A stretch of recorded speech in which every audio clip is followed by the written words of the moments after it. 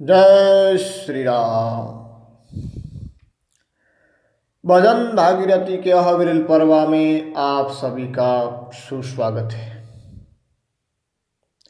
शेरगढ़ के महान साधक विषय के तहत आज का प्रसंग सत्संग का है। संत लालदास सामू। संत लालदास जी महाराज विश्वकर्मा वंश की एक महान विभूति में हैं। इनके विषय में आज अपन चर्चा करेंगे। तो पहले अपन एक जयकारा लगा देते हैं। संत लालदास जी महाराज की जय हो। विश्वकर्मा के वंश में सड़िया गोत्र जान, लालदास अवतरिया हिया में हीरा खान। लालदास जी महाराज का अवतरण राजस्थान राज्य के जोधपुर जिले की शेरगढ़ तहसील में सामू नामक गांव में हुआ, जो वर्तमान में पंचायत समिति है सामू गांव। जहाँ एक विश्वकर्मा के वंश में यानी एक सुथार परिवार में विक्रम संवत 1780 में हुआ था। आपका मन प्रारंभ से ही भक्ति भावना में था। धीरे धीरे वीर वेदना बढ़ती गई। एक दिन जोधपुर दरबार से घुड़सवार के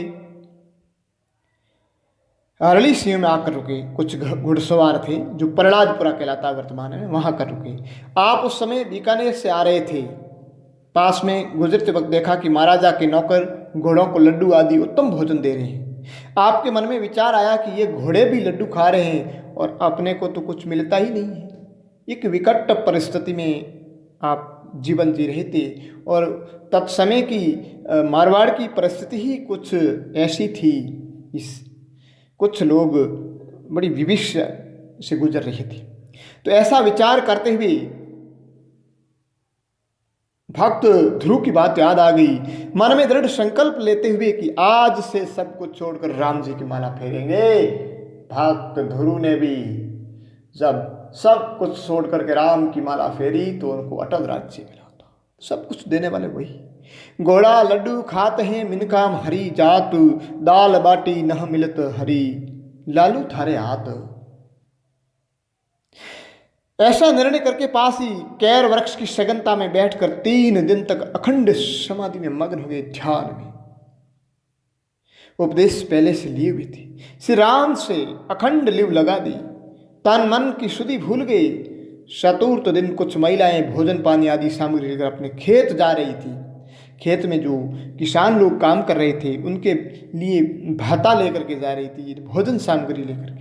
तो पास में से गुजरते वक्त कैर की सघनता में ध्यान मुद्रा में बैठा एक आदमी नजर आ गया। आपस में बतियाने लगी महिलाएं कि ये कौन है।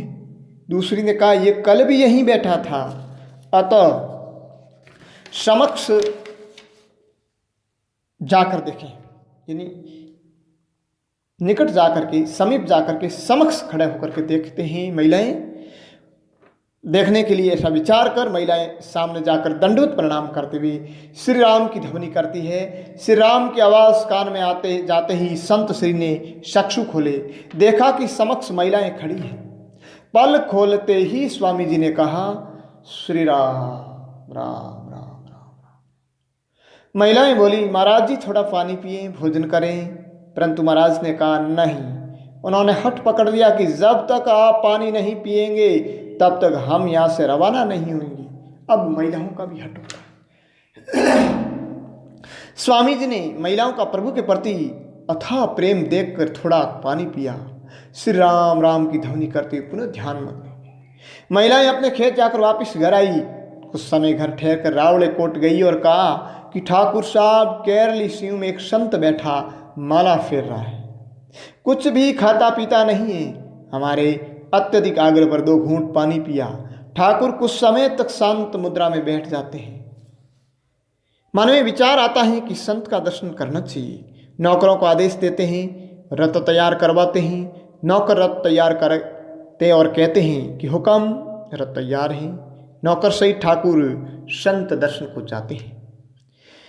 केरली के घर सीम में संत बैठा है जोर, कोयलिया टौका करे, मधुरा बोले मोर। मधुरा बोले मोर, अनजल कचून लेवे, संत हटी ठाकुर सुनो अंतः बिर सतावे। ठाकुर दिसे ठामका, संत दर्शन की ठान ली, किशन सिंह यूं कहते हैं जावत ठाकुर केरली। ठाकुर साहब केरली सिंह पहुँचते संत जी को दंडवत प्रणाम किया और संत जी से ठाकुर ने कहा कि आप कोर्ट में चलें, वहीं आप माला फेरना, वहाँ आपके लिए अलग से विश्राश्रम बना देंगे। संत जी कुछ समय अवाक रहे, मन में विचार आया या अब जन सैलाब उमड़ने लगा है या तो अन्यत्र चले जाना चाहिए। ठाकुर का मन रखने के लिए 1-2 दिन वहाँ विश्राम करेंगे और फिर अन्यत्र चले जाएंगे, ऐसा विचार किया। तो संत जी ने ठाकुर के अत्यंत आग्रह पर रथ में बैठकर रावले कोट पधारे। कुछ दिन तक रावले में निवास किया, यानी वहाँ निवास करते हैं और वहाँ पर राजशाही मद की साया से माला में विघ्न पड़ जाता है, परंतु राम जी अपने भक्त को विचलित नहीं होने देते। एक दिन संत कबीर की साखियाँ गाने लगते हैं अपनी अलमस्ती फकड़ मस्ती में संत लालदास। कबीर गर्वन कीजिए काल गहे कर केस, ना जानो कित मारिए क्या घर क्या परदेश। ऐसा यह संसार है जैसा सेमर फूल, दिन दस के बेवार में झूठे रंग न फूल। रात गवाही सोय कर दिवस गवायो खाय, हीरा जन्म अमोल्य कोड़ी बदले जाए।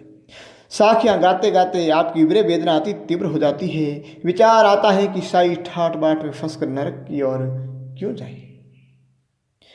इसलिए अपने चित्त को समझाते हैं, अपनो चित समझायने धर पावंडे पाँव, डोरी हरि की झेल के जमोरा लगे न दांव। ठाकुर साहब को कहते हैं कि श्री राम अब अन्यत्र जाऊंगा। ठाकुर साहब कहते हैं स्वामी जी यहीं रहें, परंतु स्वामी जी वहाँ से निकल जाते हैं, घूमते घामते डामरा मेवासा चले जाते हैं। वहाँ मेवासा ग्राम के बाहर नाडी पर धुना लगा देते हैं, ध्यान मग्न हो जाते हैं। कई वर्षों तक पवन आर लेते हुए योग साधना करते हैं। गुफा से बाहर आते हैं, तब संत महात्माओं की वाणी और भजन गाते हैं। भक्तगण सुनने के लिए आ जाते हैं, प्रवचन देते हुए कहते हैं, भक्तों आप ग्रस्त में रहते हुए 120 घंटों में से 3 घंटे तक माला जप किया करो। कम से कम 3 घंटे तो करना ही है, अगर नहीं करोगे तो फिर तो नरकगामी है। जैसे कबीर जी ने कहा है, सार पैर दंदे गया 3 पैर गया सोय, 1 पैर गया नाम बिनो तेरी मुक्ति कैसे होय।